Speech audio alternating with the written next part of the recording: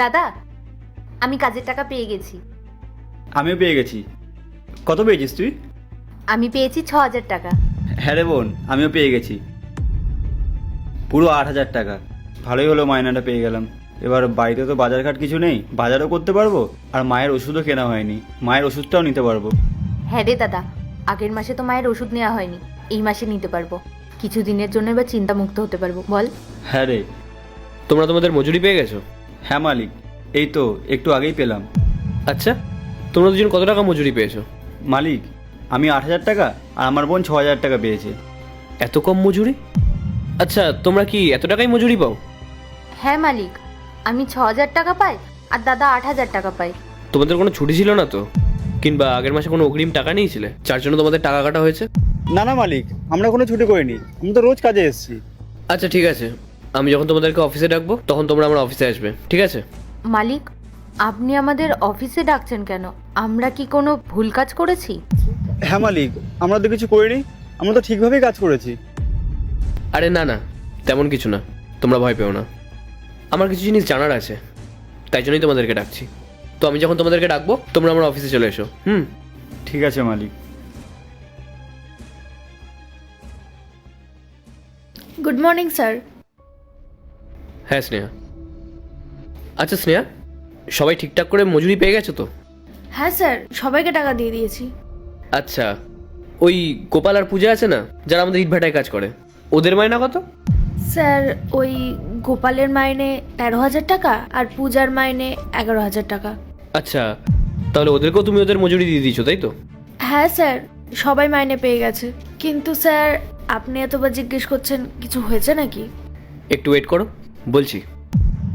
গোপাল, পূজা, একটু ভেতরে এসো তো। হ্যাঁ মালিক, বলুন। আচ্ছা গোপাল, তোমাদের কত টাকা করে মজুরি বলো তো? মালিক, আমার মাইনে 8,000 টাকা আর আমার বোনের 6,000 টাকা। স্নেহা, এইসব কি হচ্ছে? গোপাল আমাকে বলছে একজনের স্যালারি 8,000, একজনের স্যালারি 6,000, আর তুমি আমাকে বললে একজনের স্যালারি 11,000, একজনের স্যালারি 13,000। তার মানে তুমি ওদের থেকে মাইনা কাটছো আর সেই টাকাগুলোকে নিজের পকেটে ভরছো? না না স্যার, আপনার মনে হয় কোথাও ভুল হচ্ছে। আমি কেন ওদের টাকা কম দেবো? আসলে ওরা একসময় আমার থেকে টাকা ধার নিয়েছিল। এই, তোমরা একটু বাইরে যাও তো, আমি স্যারের সাথে কথা বলে আসছি। এই যে, কেন যাবেন ওনারা? ওনারা তো শোনা দরকার যে আমার পেছনে ওনাদের ওপর কি কি অন্যায় করা হচ্ছে। মালিক, উনি প্রতি মাসে আমাকে 8,000 টাকা দেয় আর আমার বোনকে 6,000 টাকা দেয়। উনি প্রথম থেকে এই মাইনেটাই দিয়ে এসছেন, উনি মিথ্যে বলছেন মালিক। এই, একদম চুপ। স্যার, মিথ্যা কথা বলছে ওরা। যে আপনি টাকার কথা বললেন তখনই ওদের টাকার ওপর লোভ চলে এসছে, তাই জন্য ওরা মিথ্যা কথা বলছে। না মালিক, আমরা গরিব হতে পারি, কিন্তু টাকা পয়সার জন্য কখনো মিথ্যে কথা বলবো না। আমরা যেটুকু পাই সেটুকুতেই আমরা খুশি। আচ্ছা, তুমি একটা কাজ করো তো, আমাকে ওদের মজুরি রিপোর্টগুলো দেখাও। স্যার, মজুরি রিপোর্ট তো নেই। প্রত্যেক মাসে হিসাব করে আমি ওদের হাতেই টাকা দিয়ে দিই। আচ্ছা, মানে তুমি ওদেরকে যা মজুরি দাও তার কোনো রিপোর্টও নেই আর খাতাও নেই? না স্যার। থাকবে কি করে? যদি থাকে তাহলে তোমার চিটিংবাজি ধরা পড়ে যাবে। তোমার একটু লজ্জা করে না? তুমি আমার পেছনে এই গরিব লেবারদের কাছ থেকে টাকা মারছো।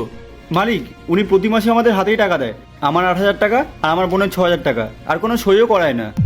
স্যার, আসলে চুপ করো। স্নেহা, তোমার স্যালারি 50,000 টাকা, এদের থেকে কয়েক গুণ বেশি, আর তারপরেও তুমি এই গরিব মানুষদের কষ্টের টাকার উপর ভাগ বসাচ্ছ। লজ্জা করে না তোমার? আর ওরা কত কষ্ট করে রোদে পরিশ্রম করে, একদিনও ছুটি করে না। তুমি জানো ওরা এই সামান্য কিছু টাকা দিয়ে নিজেদের জীবনটাকে চালায়, আর তুমি নিজের স্বার্থে ওদের সাথে এরকম ভাবে অন্যায় করছো। স্যার, আমার ভুল হয়ে গেছে। প্লিজ আমাকে ক্ষমা করে দিন। আমি আর কখনো এরকম করবো না। কিসের ভুল? তুমি আমাকে মিথ্যে বলেছো, আর তার সাথে সাথে ওদেরকেও মিথ্যে বলেছো, ওদের টাকা মেরেছো। তুমি সমস্ত লেবারদের কাছে আমাকে ছোট করেছো। আমি ডিসাইড করে নিয়েছি, তোমাকে আমি আর এখানে রাখবো না। এখন তোমার কাছে দুটো রাস্তা আছে।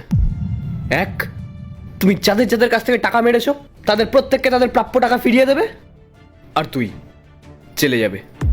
স্যার, প্লিজ আমাকে জেলে পাঠাবেন না। আমি আপনাকে কথা দিচ্ছি, আমি ওদের সবার টাকা মিটিয়ে দেবো। প্লিজ আমাকে ক্ষমা করে দিন। স্নেহা, আমি তোমাকে কতটা বিশ্বাস করতাম, আর তুমি তুমি এইভাবে আমার বিশ্বাসটা ভাঙলে। আমি তোমাকে আর কাজে রাখতে পারবো না। তুমি এখনই এখান থেকে বেরিয়ে যাও, আর আজকের পর থেকে তোমাকে যেন আমি এই জায়গার আশেপাশেও না দেখি। আর হ্যাঁ, তুমি যাদের যাদের থেকে টাকা মেরেছো তাদের প্রত্যেককে তাদের প্রাপ্য টাকা ফিরিয়ে দেবে। নাহলে কিন্তু তোমার জন্য খুব খারাপ হয়ে যাবে। বেরিয়ে যাও এখান থেকে।